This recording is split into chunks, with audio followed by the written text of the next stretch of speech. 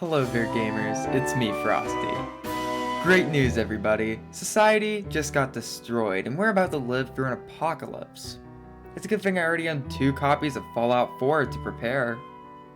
The apocalypse, that thing we don't want to happen, but also have a lot of video games that want it to happen.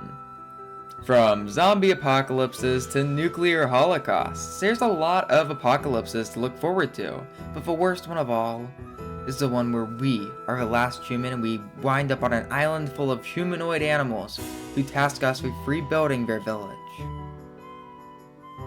Isn't that just Animal Crossing?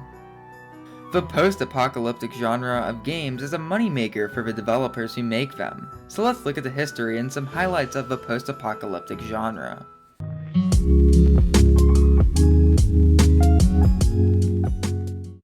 But first, if you aren't subscribed, please subscribe. I'm begging. I can't physically beg to you through the screen, but look into my eyes, you can see the pain I'm in. Do it for me. Or don't, I don't really care. So, you're probably wondering, why are so many people fascinated with the destruction of modern society?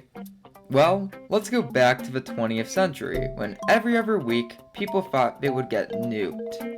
During the Cold War, and not of the Call of Duty variety, America and Russia both wanted to nuke each other, and spoiler alert, they didn't. But this hysteria led to a genre of film and TV set in worlds decimated by war, leading to the post-apocalyptic landscapes we know in many games. So let's begin this post-apocalyptic journey with one of the most successful early post-apocalyptic games. Wasteland, released in 1988, was one of gaming's earliest post-apocalyptic games. Released by Interplay, Wasteland functioned as an RPG similar to the tabletop games like D&D, but unlike D&D, you didn't need friends to enjoy Wasteland. Wasteland was a critical and financial success, and it really showed that fans wanted to experience the post-apocalypse for themselves. So, Interplay didn't release a follow-up for another 9 years. Fallout is the big daddy of post-apocalyptic games. It was the spiritual successor to Wasteland, and built on a lot of the mechanics of that game with a new universe to discover, one that is now considered to be one of the deepest and most lore-driven worlds in gaming history. Fallout got a sequel the next year and a couple spin-offs that followed, but as gamers discovered 3D, they realized they didn't really like that style of RPG anymore. Now, I do think it's important to note that games like Half-Life 2 are technically dystopian, while games like The Legend of Zelda: The Wind Waker are 100% post-apocalypse. Yes, you heard me right. 2002's Legend of Zelda: The Wind Waker is a post-apocalyptic Zelda, and somehow not the only one, but after a flood destroyed Hyrule, Link is seen decades into the future, sailing between the islands that remain. But outside of Wind Waker, the post-apocalyptic genre of games lay dormant for a few years until a new 3D adventure was released. I know what you're thinking. How is Cars the video game set in a post-apocalypse? Well, let's think about it this way. Did Henry Ford exist? Was Henry Ford a human who invented the cars, and did the cars then take over? Or was everybody just cars? Was Henry Ford a Ford? I know I cannot be the only person who thinks like this. Hi guys, and welcome to the Car Support Group. My name's Brendan. Hi, my name's Mark, and I identify as Lightning McQueen. I don't think you understand the point of this support group. What about you? Hi, my name's Robbie, Yar, and I also identify as Lightning McQueen.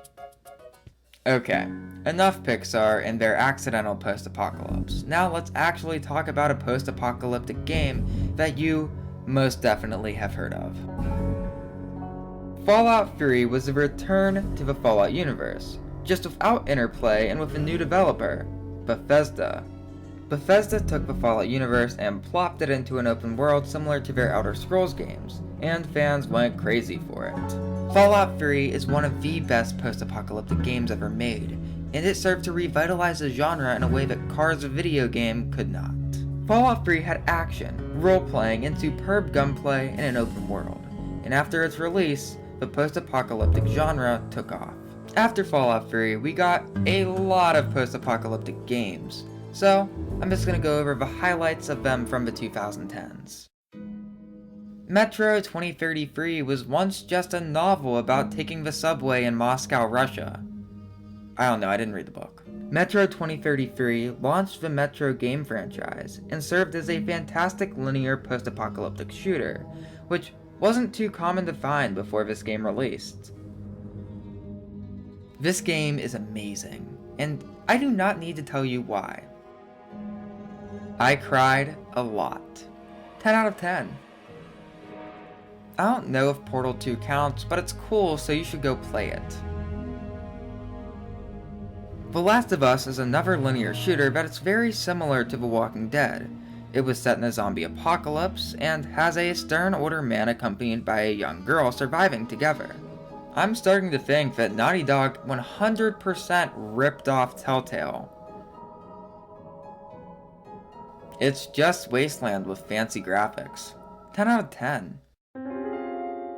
Mad Max is one of the most underrated post-apocalyptic games on the market. Following that mad lad named Max, we journey in a desert with a car or something. I don't know, I hardly played. While some consider this to be a step back from Fallout 3 and New Vegas, I think that Fallout 4 is a fantastic addition to this genre, with a unique Boston setting in a world we are already familiar with, but I understand the criticism of it feeling less like an RPG.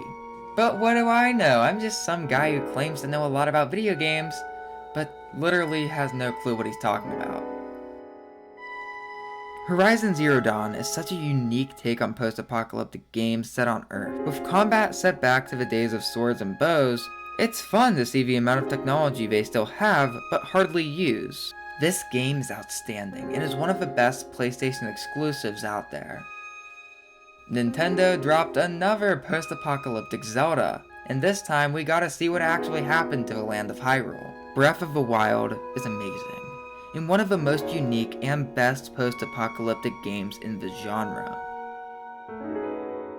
We don't talk about this one. Going forward, there's a lot of good post-apocalyptic games to look forward to, and while we have already received the likes of The Last of Us Part 2 and the recent release of BioMutant, I think that games like Horizon Forbidden West and the future of the Fallout series under the Microsoft brand will serve to further the post-apocalyptic genre to new heights. It's hard to get excited about a future apocalypse, but it really isn't when the apocalypse is just set in a video game. Though, by the time we hear about Breath of the Wild 2, we will be in an actual apocalypse. Great news, guys! The world literally just ended, and Breath of the Wild 2 just got a release date. Wait. Never mind, this is just a day I'm supposed to schedule my colonoscopy.